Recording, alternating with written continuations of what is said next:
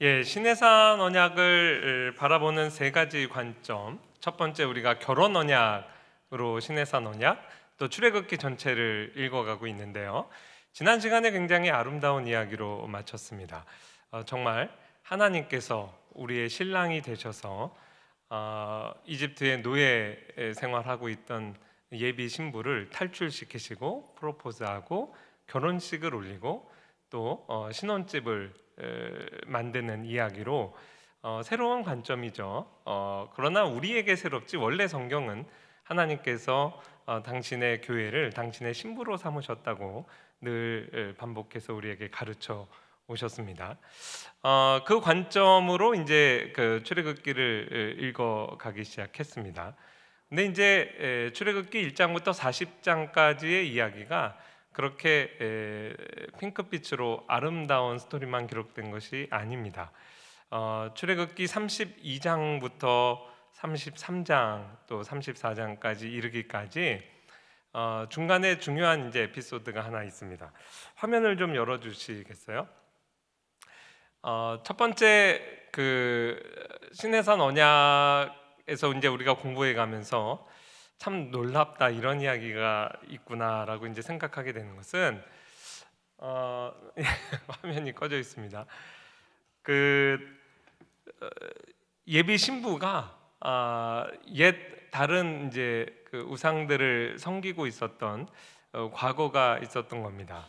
물론 아브라함의 후손들로서 여호와 신앙을 투철하게 고수하는 그 그룹들도 있었겠지만, 아무래도 그 오랜 기간 다신교 사회에서 이렇게 생활하다 보니까 우상 숭배에 많이 노출이 됐던 것 같습니다. 24장에서 성원이 선포되고 25장에서 하나님께서 모세를 이제 다시 시내산으로 불러가셔서 40일 동안이나 그곳에 머물면서 하나님께서 율법을 주십니다. 십계명도 주셨을 뿐만 아니라 앞으로 성막을 지을 것인데 이 성막의 모양은 어떻게 해야 된다라는 것을 일일이 다 지정해 주시고, 안식에 관한 법도 주시고 또 제사장에 관한 법도 주시고, 모세에게 정말 하나님도 굉장히 아름다운 내용으로 계시를 하고 계세요. 일례를 들면 출애굽기 25장에 내가 그들 중에 거할 성소, 이제부터는 신랑 신부가 합방해서 같이 살아야 되잖아요.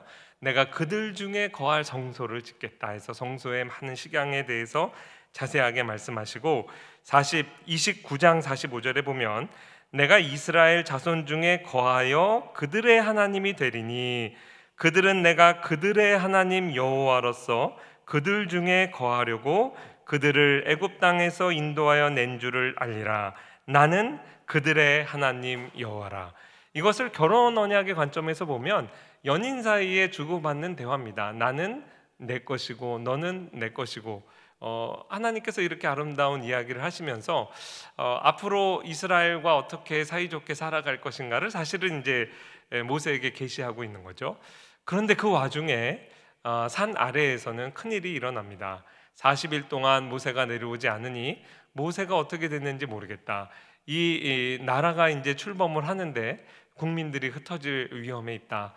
빨리 우리가 하나가 또 되기 위해서 우상을 만들고 우리가 국민대 통합을 이루자, 이런 식의 이제 논의를 전개한 겁니다. 아론이 백성들의 악한 요구에 결국 굴복해서 금으로 된 이제 송아지를 만들죠. 많은 학자들이 이것이 예전부터 이집트 땅에서 보아왔던 신이었다고 이제 주석을 하고 있습니다. 어떤 면에서는 결혼식을 마친 와중에 옛날 사귀었던 옛 연인을 채 정리하지 못하고 다시 불러들인 것과 같습니다.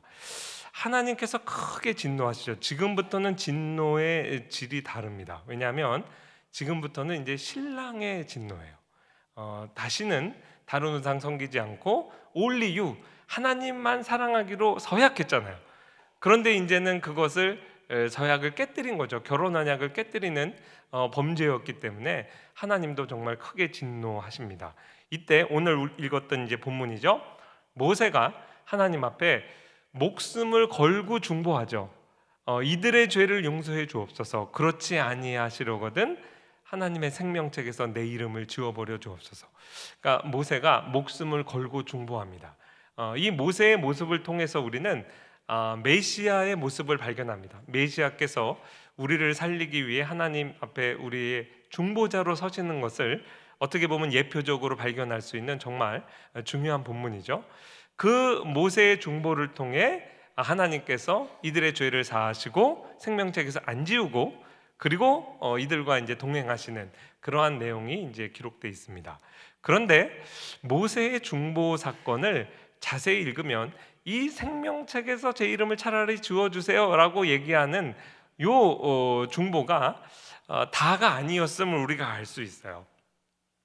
적어도 모세의 중보는요, 지난번에 했던 내용은 이제 좀 작은 글씨로 했고요. 모세 신랑의 진노한 모세의 중보 파트에 보면 1차, 2차, 3차 중보가 있습니다. 세 차례에 걸친 모세의 중보가 있고, 각각의 중보에 대해서 하나님께서 그것을 수용하시면서 이스라엘의 죄를 용서하시는 것이 성경에 잘 기록되어 있습니다. 오늘 이 각각의 중보의 내용이 무엇이었고 그거에 대한 하나님의 응답이 무엇이었는지 살펴보면서 예수 그리스도의 교회를 향한 사랑과 그의 중보를 좀 배우도록 하겠습니다. 첫 번째 중보는 뭐냐면, 아직 모세는 밑에서 어떤 상황이 벌어진 줄 모릅니다. 하나님의 계시가 다 맞춰졌을 때 하나님께서 모세에게 너 빨리 밑에 내려가라. 지금 이 백성이 큰 죄를 범하고 있다. 그 죄가 얼마나 큰 죄인지 하나님께서 진노하셔서 뭐라고 말씀하시냐면, 내가 이 이스라엘을 완전히 진멸해 버리겠다고 하세요. 이거 굉장히 무서운 말입니다. 남녀노소를 가리지 않고 이스라엘 백성을 다 죽여버리겠다고 하는 거예요. 그 심판이죠. 그리고 정말 황공한 말씀을 합니다. 모세, 너를 다시 내가 선택해서 너로 하여금 큰 나라를 이루게 하겠다. 그 말이 뭐냐면, 이 이스라엘 백성이 너무 큰 죄를 범했기 때문에 이스라엘을 없애버리고 어떻게 보면 모세를 제2의 아브라함으로 선택해서 내가 너로 하여금 새로운 믿음의 조상, 새로운 나라의 조상으로 삼겠다. 모세 입장에서는 내가 정말 새로운 아브라함이 되는 건가? 황공한 사실 제안이라고 볼 수 있습니다. 그런데 모세가 자기의 영예를 구하는데 치심하지 않고 바로 엎드려져서 무슨 상황인지도 잘 모르는 상태에서 하나님 앞에 간구한 거예요. 하나님, 그러시면 안 됩니다. 두 가지 큰 이유를 제시합니다. 첫 번째, 하나님의 명예가 실추됩니다. 하나님 스캔들에 빠지시게 됩니다. 무슨 말이냐면, 이 자기 백성 구원하려고 그 난리를 쳐놓고 이집트에 10가지 재앙을 내렸잖아요. 그리고 결국 자기 백성을 탈출시켰잖아요. 얻어맞을 때야 정신이 없지만 뺏기고 난 다음에야 그 이집트 사람들도 궁금해할 거 아니에요. 도대체 이 신이 왜 우리를 이렇게 쑥대밭으로 만들면서 자기 백성을 데려나갔나? 광야에서 도대체 이 백성들하고 무엇하나 궁금하지 않겠어요? 외신들이 다 보도할 겁니다. 이스라엘의 이후의 삶에 대해서. 그런데 결과가 뭐냐? 결국 자기 백성 다 끌고 나가서 다 죽여버렸대. 그러면 이 사람들이, 이 세상이 하나님을 악한 신이라고 그러지 않겠습니까? 하나님의 명예에 대해서 이제 그 모세가 얘기해요. 그 다음에 중요한 두 번째 얘기, 아브라함과 이삭과 야곱과 맺은 맹세, 곧 이들과 맺은 언약을 기억하옵소서. 하나님 맺으신 언약을 기억하시고 이들의 죄를 사해 주옵소서. 이게 이제 모세 중보의 두 가지 포인트예요. 그런데 이것이 정말 전곡을 찔렀습니다. 하나님께서 이 모세의 중보 때문에 그걸 듣고 이스라엘을 진멸하려는 계획을 돌이키십니다. 이 내용이 7절부터 14절까지에 기록되어 있는데요. 포인트는 뭐냐면, 진멸된 위기로부터 모세의 중보로 인해서 이스라엘이 구원을 받은 거예요. 이것은 이스라엘 사람들은 막 밑에서 그 우상을 섬기며 뛰어놀면서 자기들이 이런 큰 위기에 봉착했었다는 사실조차 모릅니다. 오늘 그냥 하루 생명호흡을 연장받은 것이 얼마나 큰 위기로부터 자기가 이 생명을 보존받은 것인지도 몰라요. 인식하지도 못하는 사이에 생명을 보존받게 됩니다. 진멸의 위기에서 구원을 받은 것이죠. 과연 그런가 한번 그 내용을 제가 빠르게 읽어드리겠습니다. 여호와께서 모세에게 이르시되 너는 내려가라. 내가 애굽 땅에서 인도하여 낸 내 백성이 부패하였도다. 여기 내 백성에 동그라미 쳐야 돼요.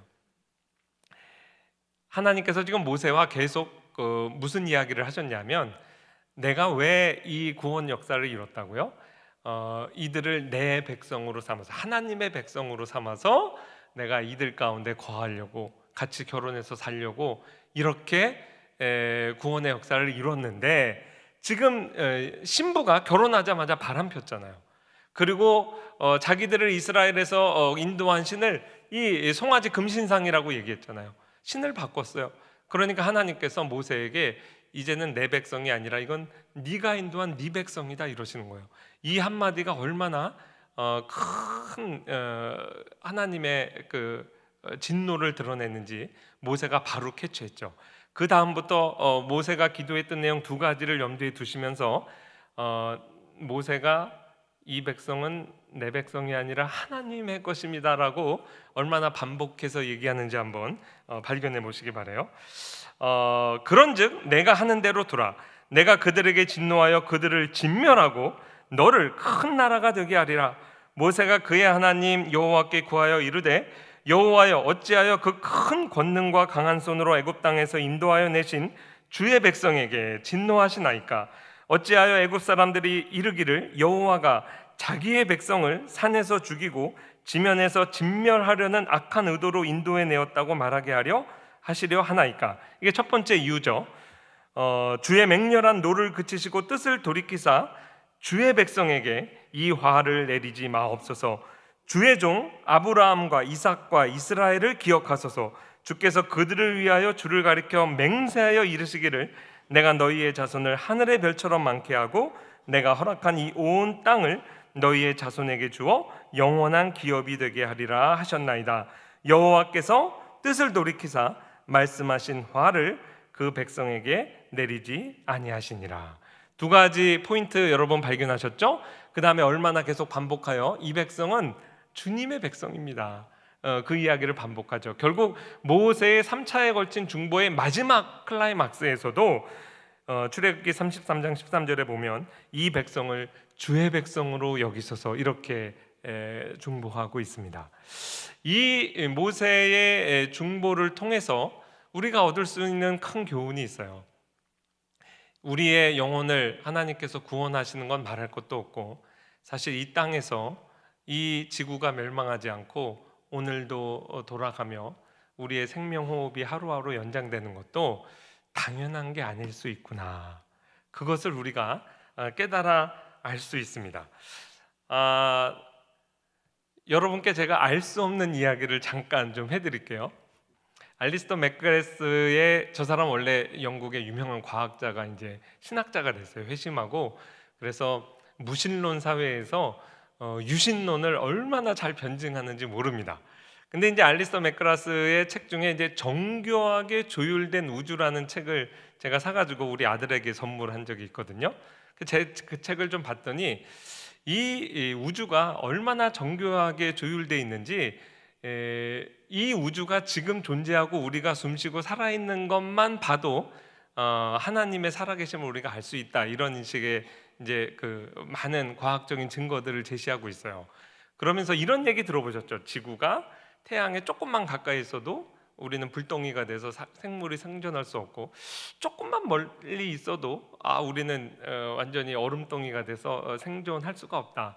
지구가 지금 위치에 있어도 각도가 조금만 달랐어도 지구에서 우리가 살 수 없었을 것이다. 이런 얘기 많이 들었잖아요. 그것에 좀 심화된 그 논의예요. 그러니까 아주 전문가들, 과학자들이 이 우주를 보니까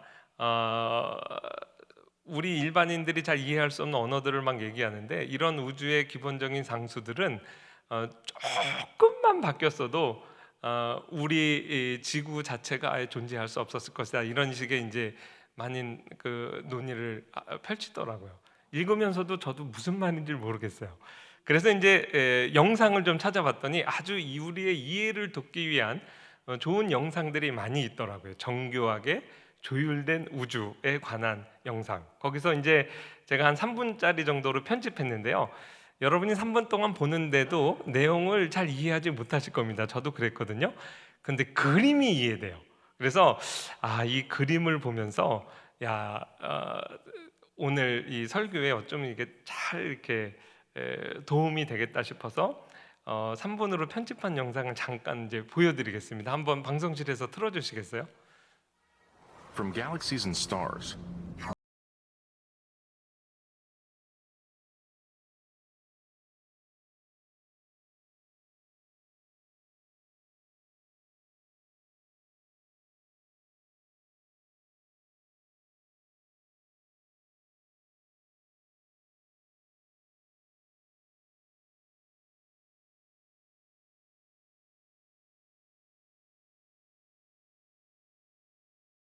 even a hair's breadth, no physical, interactive life of any kind could exist anywhere. There'd be no stars, no life, no planets, no chemistry. Consider gravity.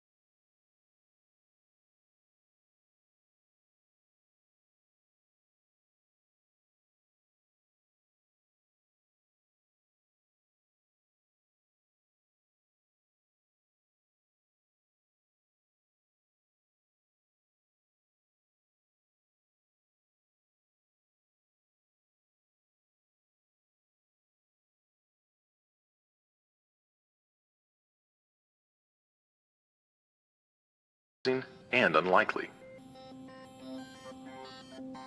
What is the best explanation for this astounding phenomenon? 예, 여기까지만 제가 이제 보여드립니다. 더 보고 싶은 분은 유튜브에 가서 보면 있어요. 근데 참 잘 만든 영상 같아요. 특히 오늘 감사절에 우리가 한번 생각해 볼 만한 이야기입니다. 정말 우주에 조금만 밖으로 나가도 우리가 생존조차 할 수 없는 이 확률에 그 면도날 그 그림 너무 인상적이죠. 그것도 그냥 만든 게 아니라 어떤 과학자가 한 얘기예요. 이 모든 확률을 볼 때 정말 우주 전체가 작은 면도날 위에 이렇게 서 있는 것 같다. 그리고 이제 영상의 마지막 장면 기억하시죠? 이런 현상에 대한 합리적인 설명이 무엇이냐? 그리고 여러분 예상하시다시피 또 한두 번 들어보셨 개념일 겁니다. 인텔리전트 디자인, 지적인 설계. 그러니까 오늘날 그 창조과학 논쟁에서 노골적인 창조론 이렇게 얘기하기보다 지적인 설계에 관한 논의를 과학학교사에 넣어야 된다. 미국의 이제 대통령도 그런 말도 하고 그랬죠. 이 우주를 볼 때 당연히 우리가 생존하는 모습을 보니 이거는 지적인 설계자가 분명히 존재해야 된다라는 것을 우리에게 강하게 가르쳐주고 있다. 이런 이제 결론으로 이끌어가는 거예요. 과연 그렇죠. 정말 지적인 설계자이신 창조주께서 우리를 처음부터 이렇게 창조하려고 목적을 갖고 우주를 만들지 않았다면 우연의 결과로 우리가 지금 이렇게 생명호흡이 연장되며 하루하루 살아가는 게 설명이 안 된다는 겁니다.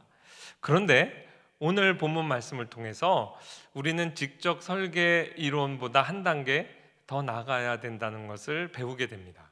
하나님께서 이 우주 가운데 우리를 두시고 오늘도 우리의 생명을 보존하게 하시는 것은 그러한 창조주 하나님으로서만 다가오는 것이 아니라 사실 하나님의 무한한 자비와 긍휼 때문에 우리가 진멸당하지 않는다는 것을 우리에게 가르쳐 주시는 거예요. 이 세계는 타락한 세계입니다. 하나님께서 하나님의 공의의 관점에서 봤을 때 언제 첫째 날 보여드렸던 쓰레기통 비우는 비유 있죠? 우주를 심판하셔도 우리는 아무 할 말이 없는 죄인들입니다. 그러나 우리의 하루하루가 하나님의 인자와 긍휼, 그 무궁한 인자와 긍휼로 말미암아 우리가 하루하루 보존되어 살아간다는 것, 넓은 의미에서 이것이 은총이라는 것, 은혜라는 것. 그래서 신학자들은 이것을 일반 은총이라 그래요. 그레이스란 말이 있다면 그것은 그리스도께서 가장 넓은 의미에서 우리를 위한 중보하심으로 말미암아 이 세계가 오늘도 돌아가는구나, 그것을 깨닫고 하나님의 은혜를 찬양하지 않을 수 없는 것이죠. 오늘 우리 담임 목사님께서 대예배 인도하시면서 제일 처음 선포하신 말씀이 하나님의 인자와 긍휼, 에레미야가 33장 22절 23절 말씀이에요. 기억하세요? 사실 평소에 들을 때도 감동이 있지만 오늘 본문 첫 번째 포인트가 이 말씀으로 결론 지어지는데, 야, 하나님께서 이 말씀을 오늘 또 이중으로 이렇게 선포하시는구나, 소름이 돋았습니다. 여호와의 인자와 긍휼이 무궁하심으로 우리가 진멸되지 아니함이니이다. 이것들이 아침마다 새로우니 주의 성실하심이 크도소이다. 우리가 감사절에 우리가 하루하루 살아가는 것조차도 그리스도의 중보가 아니면 우리에게 주어지는 은혜가 아니구나, 이렇게 생각하면서 정말 하나님의 은혜를 감사하지 않을 수 없죠. 이게 첫 번째 중보의 내용입니다. 두 번째 중보는요, 방금 읽은 말씀이죠. 정말 하나님께서 이스라엘과 결혼하셨는데 결혼하자마자 잠깐 신랑이 없는 사이에, 사실 다 보고 계셨지만 신부가 옛 남자친구 불러서 모텔에 들어간 겁니다. 그거에 눈이 돌아가지 않을 신랑이 어디 있겠냐고요. 이제 모세가 산에서 내려옵니다. 손에는 혼인서약이라고 그랬죠. 십계명 돌판을 들고 내려와요. 산 중턱에 여호수아 장군, 미래의 장군이 있습니다. 산 밑이 왜 이렇게 시끄러우냐? 둘 다 무슨 상황인지 몰랐어요. 전쟁이 났나 봅니다. 전쟁이 아니라 노랫소리로 들린다. 내려와서 보니까 음란하게 금송아지 신상 앞에서 춤추고 있는 것을 모세가 보고 산 밑으로 십계명을 던져서 깨뜨리죠. 이것은요, 너무 지극히 당연한 행동이었어요. 그 결혼 언약의 관점에서 보면 이 십계명이 only you, 신부의 서약 아니겠어요? 서약이 깨진 겁니다. 혼인 언약이 깨진 거예요. 그래서 상징적인 행동으로 그 십계명 돌판을 깨뜨린 거죠. 그리고 나서 모세가 오늘 생명책 중보의 이야기를 하는 겁니다. 하나님 앞에 올라와 우리가 큰 죄를 범했습니다. 이제는 그 죄의 현장을 목격한 거예요. 모세가 정말 참담한 심정으로 차라리 나를 지옥 보내주시고, 차라리 내 생명책에서 내 이름을 지워주시고 이 백성 죄를 사해 주시옵소서, 결사적으로 중보하는 기도를 하죠. 결혼 언약의 관점에서 보면 이 생명책이라고 하는 의미는 구원의 의미와 더불어서 혼인 관계, 하나님과 우리가 부부 관계를 맺었다는 증거 서류와 같아요. 그래서 이 중보의 의미는 이 혼인 관계를 무효화시키지 마옵소서, 파혼을 방지하는 중보입니다. 그런데요, 오늘 본문 말씀을 이렇게 읽어보면 모세가 그렇게 결사적으로 기도했잖아요. 그러니까 하나님께서 바로 34절 보면 이제 가서 내가 내게 말하는 것으로 백성을 인도하라, 내 사자가 내 앞서가리라. 그냥 너무 쉽게 이 중보를 받고 용서하세요. 그래서 야, 이렇게 큰 죄를 모세의 중보로 말미암아 하나님께서 너무 쉽게 용서하신 거 아닌가? 오늘 읽은 본문 말씀이기 때문에 저 노란 색깔 부분만 읽어보겠습니다. 그러나 이제 그들의 죄를 사하옵소서. 그렇지 아니하시면 원하건대 주께서 기록하신 책에서 내 이름을 지워버려 주옵소서. 이제 가서 내가 내게 말한 것으로 백성을 인도하라. 내 사자가 내 앞서 가리라. 그러나 오늘 이 대화가 있기 바로 직전에 두 번째 중보의 그 정황에서 하나님께서 굉장히 독특한 일을 하게 하십니다. 모세가 그 금신상 갖고 와라. 그래서 그거를 불살라서 부수어서 가루를 만들어 물에 뿌려서 이스라엘 백성으로 먹게 하는 행동을 하죠.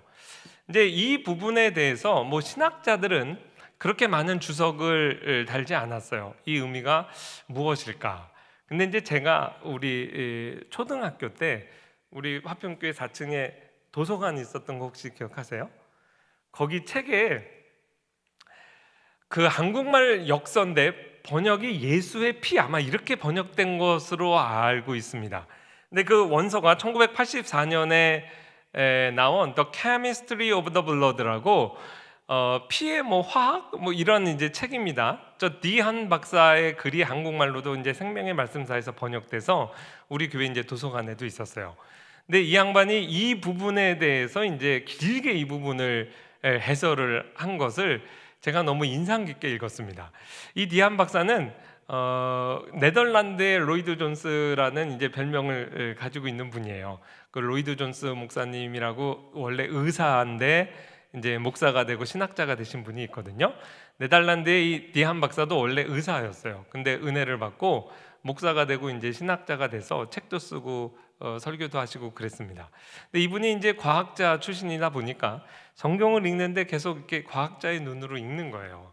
근데 이 부분에 좀 특별한 그 호기심을 갖게 됐어요. 사실 신명기 9장 21절 말씀에 보면 모세가 40년 후에 이날의 사건을 회고하면서 조금 더 자세하게 상술합니다. 너희가 만든 송아지를 가져다가 내가 불살랐다, burn it 하고 찧었다, crush it. 그 다음에 티끌같이 가늘게 갈았다. 이게 ground it인데 공정 과정이 좀 한 단계 더 나갑니다. 이거를 빻아서 이렇게 가루를 만드는데 어느 만큼 빻았냐면 as fine as a dust, as fine as dust. 그러니까 아주 미세먼지 단계로. 그러니까 금은 계속 갈리면 갈수록 잘게 입자가 쪼개진다고 해요.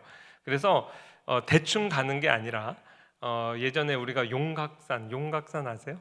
용각산 먹는 그런 이제 아주 작은 불만 단계로 분말 단계로 이제 갈아서 그걸 이렇게 물에 뿌렸다는 거죠. 디안 박사가 너무 궁금한 거예요. 그래서 실험실에서 이걸 실험을 해봤어요. 금을 모아다가 이렇게 불살라 찍고 빻아가지고 아주 용각산 단계로 딱 갈아가지고 이걸 물에다가 딱 뿌렸더니 어떻게 됐게요? 물이 새빨개지더라고요. 이게 적포도주 색깔로 변하는 걸 발견하고 이분이 너무 흥분한 거예요. 딱 우리가 느낌이 오죠. 이게 구약 시대에 계시된 일종의 성찬의 포도주구나. 하나님께서 우리를 용서하시되 다시 한번 이 엄청난 죄를 용서하시는 것을 대가 없이 하신 게 아니라 그리스도의 피를 예표하는 일종의 성만찬을 행하시고 이 백성의 죄를 용서하셨구나. 그리고 이 박사님이 너무 은혜를 받아서 책까지 쓴 거예요. 그게 이제 한국말로 번역도 됐고. 근데 이제 제가 재밌는 얘기 해드릴게요. 이 출애굽기 제가 소책자도 쓰고 해서 우리 교단에 이제 어느 좀 큰 교회에 가가지고 3일 이렇게 사경회를 한 적이 있어요. 근데 이제 첫째 날 집회를 하는데 저 맨 뒤에 앉아 계신 어떤 장로님, 전 장로님인지 몰랐죠. 둘째 날에 이렇게 맨 앞에 오셨더라고요. 그러더니 이제 담임 목사님 통해서 저 강사 목사님을 내가 좀 만나야 되겠다, 접대를 좀 해야겠다. 그래서 그 장로님 권사님 부부, 그럼 담임 목사님, 저 이렇게 식당에 가서 이제 제가 음식 대접을 받았어요. 근데 이제 이분이 누구신가 봤더니 지금 현재 서강대학교 그 화공생명공학과 거기에 아주 시니어급 교수님이에요. 자기 얘기를 막 하라고 그러셔서 저도 이제 이름은 얘기 안 하고 원래 하라고 그러셨는데 그냥 말씀을 드립니다. 근데 이분 전공이 재료공학 지금 이제 가르치신데요.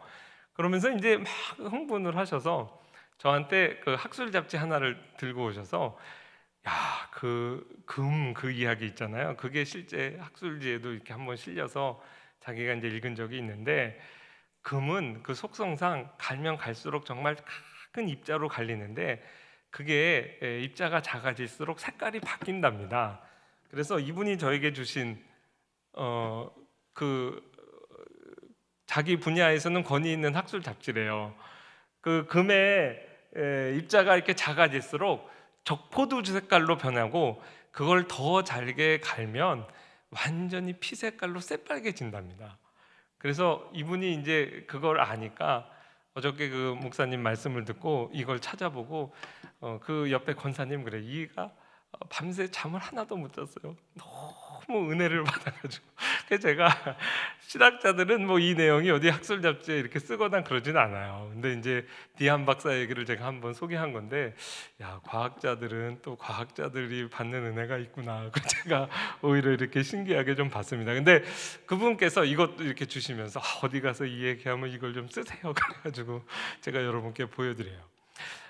정말 그렇게 해서 적포도 색깔이 돼서 그리스도의 피를 상징해서 하는 행동으로 하셨는지 정확히 모르겠어요. 그러나 적어도 이 그 두 번째 중보, 생명체 중보, 그 모세의 중보가 정말 그리스도의 그 중보 사역을 예표한다는 것에는 정말 학자들이 다 이견이 없습니다. 그리스도께서 자기의 생명을 버려서 자기의 피값으로 우리의 죄를 용서하시고, 그 그리스도의 중보로 말미암아 하나님과 우리의 연합의 관계가 유지된 것, 이것이 우리의 언어로 하면 이것이 구원의 정말 핵심이죠. 이것이 모세의 두 번째 중보의 핵심적인 사건입니다. 근데 이제 이것으로 그치지 않는다는 것이 정말 흥미롭습니다. 오히려 모세의 세 차례에 걸친 중보의 내용에 가장 많은 지면이 할애된 것은 세 번째 중보예요. 하나님께서 출애굽기 33장을 이렇게 시작하십니다. 내가 이제 네 중보로 진멸하지도 않고 또 혼인관계 파혼하지도 않는다. 그리고 정말 다시 십계명을 주셨죠. 그런데 하나님께서 기가 막힌 말씀을 해요. 자, 내가 내 언약대로 그래서 다 지키겠다. 너희 지금 이제 가나안 땅, 약속의 땅에 들어가라. 거기에 가나안 7족, 여기에서 이제 6개의 족이 언급이 됐습니다. 이 가나안 7족을 내가 내 사자를 보내서 완전히 전멸시킬 것이다. 너희는 전쟁할 필요도 없어. 가서 행복하게 살아라. 그런데 나는 너희와 함께 가지 않겠다. 그래요. 그 이유가 뭐냐면, 이번에는 네가 이렇게 중보를 해서 내가 꾹 한번 참았지만 이 이스라엘 신부가 마음이 음란한 거예요. 언제 또 바람 필지 모르잖아요. 그럼 내가 가는 도중에 다시 진노하여 너희를 진멸할지도 몰라. 그러니 난 내가 무서운 거야.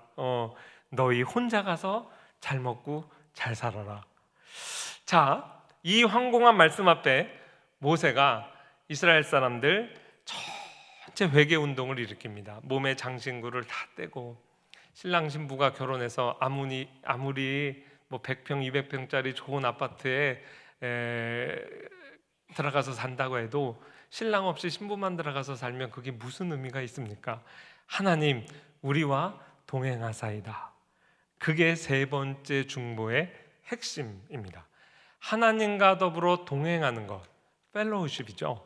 이것이 신자의 삶의 핵심적인 복이에요.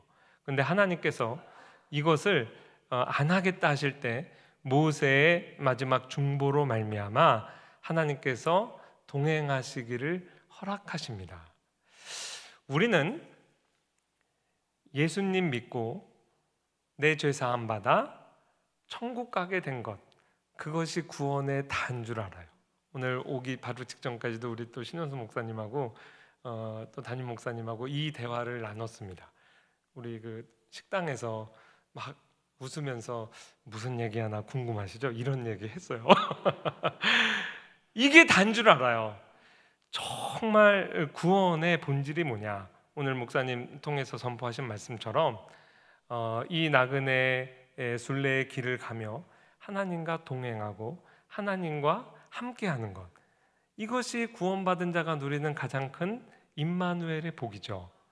그런데 하나님께서 그걸 거절하시는 거예요. 그래 예수님께서 모세를 통해 예수님이 하시는 구체적인 일을 구약 시대에도 이렇게 계시해 주십니다. 우리가 하루하루 주님과 동행하여 살아가는 것, 하나님 거룩하신 하나님 입장에서 보통 힘든 일이 아닙니다. 왜냐하면 우리가 교리적으로는 고백하죠. 거룩하신 성령께서 내 안에 내주하신다. 신자의 마음속에 내주하신다. 근데 생각을 해보세요. 그래서 우리가 성전이라고 하시는데 정말 여러분 안이 깨끗합니까? 거룩하신 하나님이 보실 때 온갖 더러운 생각, 또 남을 미워하는 마음, 하루하루 우리와 동행하시는 게 그리스도의 피 묻은 중보가 없이는 성령 하나님께 불가능한 일이라는 거예요. 우리가 하루하루 하나님으로부터 필요한 은혜를 받고 주님과 동행하는 것도 우리가 거듭난 이후에도 끊임없는 그리스도의 중보로 말미암아 가능한 일구나라는 것을 우리가 깨닫게 됩니다. 이게 앞으로 오실 메시아의 중보 사역에 대한 기가 막힌 예표입니다. 그래서 결국 이 중보로 말미암아 하나님께서 동행하시기로 합니다. 그리고 이제 다시 해피엔딩을 향해 나가는 거죠. 34장에 보면 하나님께서 모세에게 다시 십계명 돌판 주시고 그 다음에 신부에게 이렇게 당부해요. 야, 이제 과거는 다 정리됐는데 너희 가나안 땅에 가면 가나안에도 정말 많은 신들이 있다. 근데 그 신들이 굉장히 멋있는 신들이에요. 너희 결코 거기에 눈 돌아가면 안 된다. 그래서 그들의 신을 섬기지 말고 그들과 언약을 맺지 말라 그래요. 이게 지금 결혼 언약이잖아요. 자, 각 결혼한 신부를 놓고 야, 신랑이 이렇게 눈 시퍼렇게 뜨고 살아있는데 또다시 청첩장 돌리는 거 아니야? 가장 기초적인 윤리를 가르칩니다. 그들의 신들과 언약을 맺지 말아라. 신부의 순결서약을 강화하는 내용이죠. 그리고 이미 모세를 통해서 주셨던 그 성막의 설계도대로 성막 신혼집을 건축하는 얘기가 쫙 펼쳐집니다. 40장에 이르면 성막이 완성이 되고 하나님의 그 거룩한 임재가 구름 가운데, 19장의 불 가운데가 좀 대조적이죠. 구름 가운데 쉐키나의 영광이라고 그러잖아요. 그렇게 쫙 지성소에 하나님의 성막에 임재합니다. 무슨 의미일까요? 성막 자체가 하나님이 우리와 함께 하신다, 임마누엘의 상징이거든요. 신랑 신부 합방하는 이야기로 끝나는 거예요. 그리고 그 다음부터 동행, 구름 기둥과 불 기둥 이야기가 나오죠. 자, 신랑 신부 결혼하고 합방까지 했어요. 그 다음에 뭐 해야 될까요? 신혼여행 가는 거예요. 신혼여행 제가 볼 때는 이 시내산에서부터 한 넉넉 잡고 한 2주 정도 걸어가면 약속의 땅에 도달하거든요. 한 2주 정도 신혼여행을 계획하신 겁니다. 근데 신혼여행 어디로 가셨을까요? 저 11번에 괄호입니다. 제가 이때까지 다 맞췄으니까 여러분도 하나 정도 맞춰보세요. 양심이 있으면. 어디로 갔을까요? 신혼여행? 광야로 갔습니다. 광야. 저게 안 열리는데 저게 광야예요. 광야로의 신혼여행. 여러분, 광야에 뭐가 볼 게 있다고 갔어요? 광야는 원래 볼 게 없어요. 원래 신혼여행은 그런 겁니다. 서로가 서로의 관광지죠. 신부가 하도 눈이 돌아가니까 눈만 돌아가면은 이렇게 모래바람 있고 하나님만 바라보는, 신랑만 바라볼 수 있는 환경으로 가는 거예요. 여러분, 우리 자녀들은 그렇게 안 보내지만 우리 신학생들은 가끔 그렇게 해요. 부부가 다 전도사인 경우가 많거든요. 신혼여행 저기 어디 선교지 가고 그래요. 그러면 더 믿음이 돈독해져서 옵니다. 너무 뭐 헬기 타고 막 멋있게 이렇게 신혼여행 가는 연예인 유명인들이 또 결혼생활 오래 못 가는 경우도 많더라고요. 신혼여행 어디를 갔느냐, 그게 중요한 게 아니라 정말 신랑 신부가 자기만 서로 바라보고 사랑하는 게 중요하겠죠. 근데요, 우리가 이제 그 이후 역사를 알잖아요.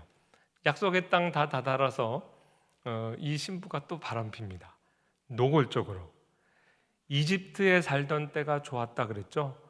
모세를 버리고 우리 가운데 새로운 장관을 뽑아서 이집트로 돌아가자. 백투 이집트 운동합니다.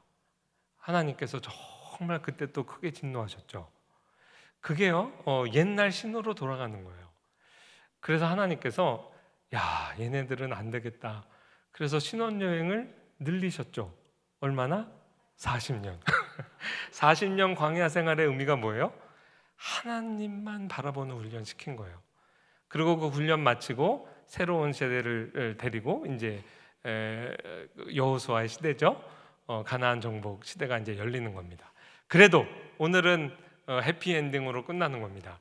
이 마지막 중보하는 내용의 핵심 부분을 한번 읽어볼까요? 여호와께서 모세에게 이르시되 나는 내가 애굽 땅에서 인도하여낸 백성과 함께 여기를 떠나서 내가 아브라함, 이삭, 야곱에게 맹세하여 내 자손에게 주기로 한 그 땅으로 올라가라. 내가 사자를 너보다 앞서 보내어 가나안 사람, 아모리 사람, 헷 사람, 브리스 사람, 히위 사람, 여부스 사람을 쫓아내고 가나안 6족을 지금 말씀하셨어요.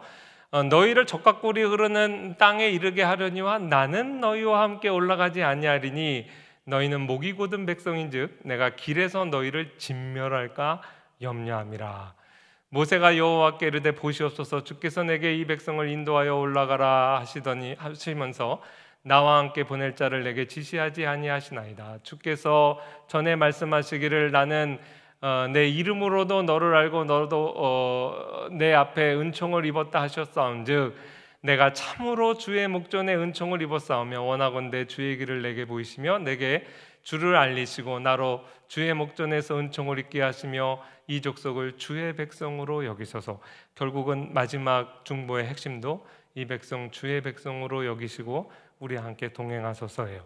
그러니까 여호와께서 이르시되 내가 친히 가리라 내가 너를 쉬게 하리라. 순전히 모세의 중보로 동행하시기로 한 거죠. 그러니 모세가 다시 한번 확인하죠. 주께서 친히 가지 아니하시려거든 우리를 이곳에서 올려보내지 마옵소서.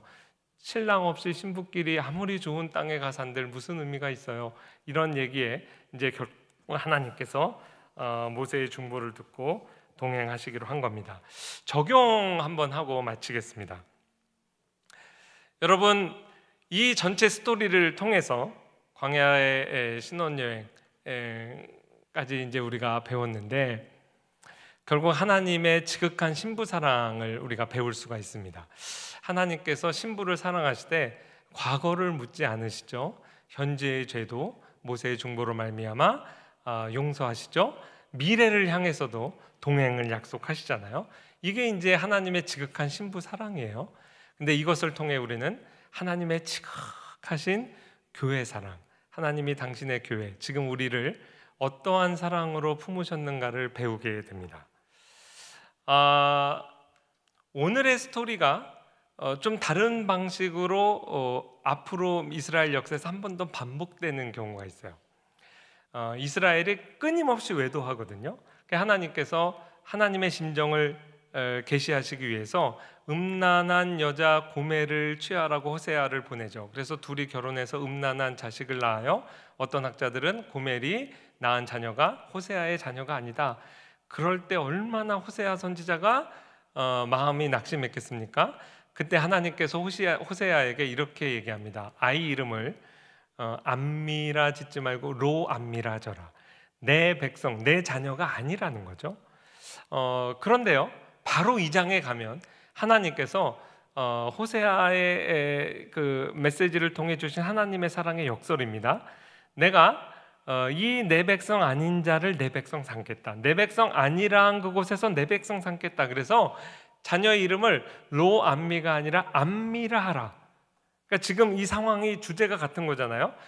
이스라엘이 신부가 외도해서 내 백성 아니라 하셨다가 다시 용서의 은혜를 베풀어서 암미라 내 백성이라 이렇게 하셨단 말이에요. 로루하마 그 사랑받지 못하고 긍휼함을 입지 못할 자격이 있는 이스라엘을 루하마 사랑받는 자로 이름을 바꿔주신다고요. 그런데 이제 이 호세아서에서 왜 내가 이렇게 하는가를 그 동인을 계시하세요.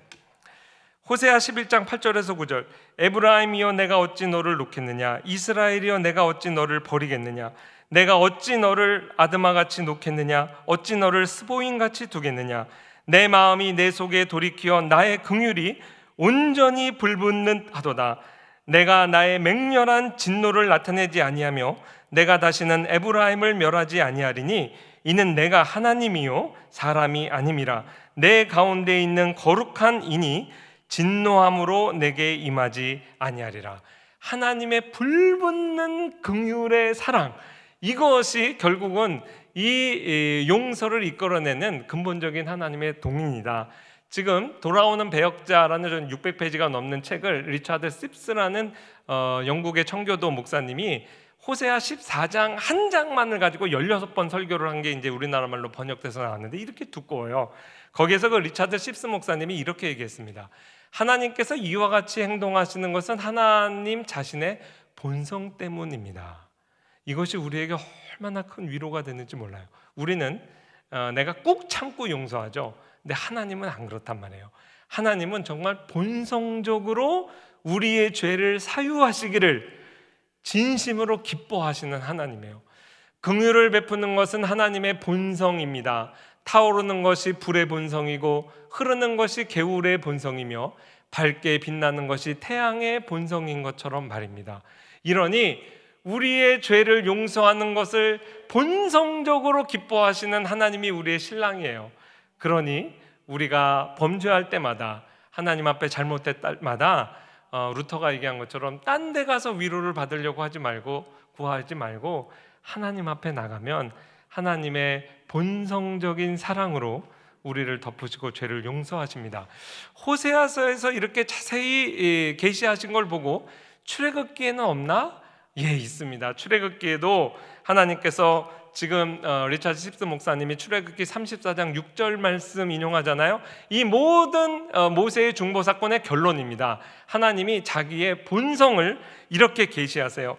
여호와께서 그의 앞으로 지나시며 반포하시되 여호와로라 여호와로라 자비롭고 은혜롭고 노하기를 더디하고 인자와 진실이 많은 하나님이라. 이게 하나님의 본성입니다. 우리 하나님이 이런 하나님이에요. 우리 사람과 다르기 때문에 하나님의 본성, 자비한 그 긍휼하심을 감히 우리가 따라갈 수 없겠지만 우리의 아버지요 우리의 신랑이시기 때문에 우리도 그거를 닮아야 되겠죠. 그래서 모세의 3차 중보를 통해서 한번 적용해 보세요. 여러분, 정말 사랑이라는 것, 가족의 사랑, 부부의 사랑은 생명을 보존하는 사랑입니다. 그렇죠? 엄마들은 다 그러신 것 같아요. 이놈의 자식을 야단쳐도 밥 먹어 그러죠. 먹여 살려야 될 거 아니에요. 아무리 어제 수능을 만쳤어도 밥을 주셔야 됩니다. 엄마들이 그건 잘해요. 안 시키지 않아도 잘해요. 여러분 어머니들 남편도 먹이시기 바랍니다. 아무리 미워도 밥을 주시기 바라요. 생존을 하게 해야 되는 거예요. 그러고 싸워야죠. 남편들도 마찬가지예요. 아무리 갈등 관계 있어도 생존권을 보장해 줘야 됩니다. 월급을 갖다 주셔야 됩니다. 그러면서 싸우는 거예요. 우리 박영선 목사님 늘 수업 시간에 말씀하시는 게 고라가 하나님을 반역하는 그날 아침에도 만나는 내렸다. 이것이 아침마다 새로우니 주의 성실이 크도소이다. 우리가 그런 하나님을 닮아야 돼요. 그리고요, 부부 사이에, 가족 사이에 교회 공동체가 유지되는데 제일 필수적인 게 용서입니다. 회개와 용서죠. 지난번에 용서 말씀을 좀 드렸잖아요. 회개도 마찬가지예요. 오늘 모세의 회개의 내용을 보면 우리가 정말 배울 게 있어요. 그 죄를 죄라고 인정합니다. 하나님 앞에 우리가 큰 죄를 범했사오니, 이것이 회개하는 자의 첫 번째 자세죠. 그리고 두 번째는요, 제가 참 은혜를 많이 받았습니다. 여러분, 하나님 앞에서 우리가 드리는 회개의 핵심은 사실상 사랑의 고백이더라고요. 그 모세의 첫 번째 중보도 그렇고 마지막 중보도 그렇고 하나님 마음이 상하셨어요. 이건 이제 네 백성이라 그러잖아요. 근데 그 모세가 끊임없이 뭐라 그러냐면 주의 백성. 이게 우리로 적용하면 뭘까요? 하나님, 나는 주님의 것입니다. 하나님이 아무리 넌 내 백성 아니야 그래도 저는 하나님 거예요. 그리고 세 번째 중보 내용 보세요. 하나님의 어떻게 보면 시험이라고도 볼 수 있어요. 내가 너한테 원하는 모든 복을 다 쏟아부어 줄게. 근데 나는 안 갈 거야. 그때 이스라엘 백성의 반응이 아이 신난다 그러지 않았어요. 아무리 좋은 아파트에 당첨돼서 들어가도 신랑 없으면 그게 무슨 의미가 있어요? 하나님 없는 삶은 아무 의미가 없습니다. 제가 하나님이라도 기분이 풀리셨을 것 같아요. 여보, 당신 없는 삶은 나에게 아무 의미가 없어. 이렇게 하고 회개하면 다 용서해 줄 것 같아요. 그러니까 회개도 따지고 보면 사랑의 언어예요. 여러분 하나님 앞에 회개할 때 여러분의 죄를 있는 그대로 자복하시고 그 다음에 주님 사랑합니다. 나는 주님의 것입니다. 주님 없는 내 삶에 무슨 의미가 있겠습니까? 저는 주님 없이는 아무것도 아닙니다.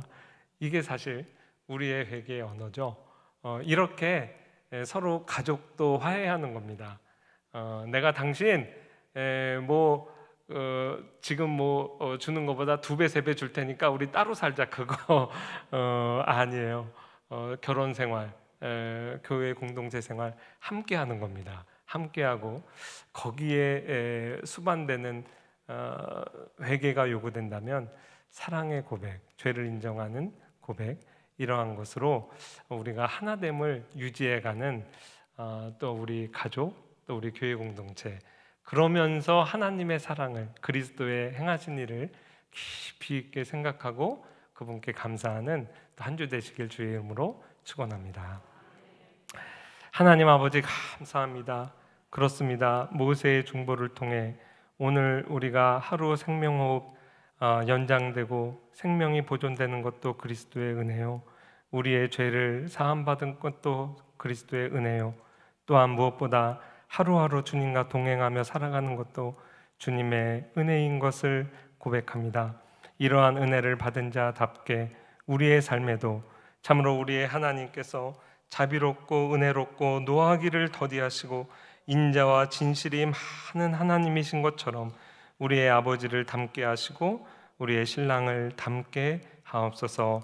예수님 이름으로 기도합니다. 아멘.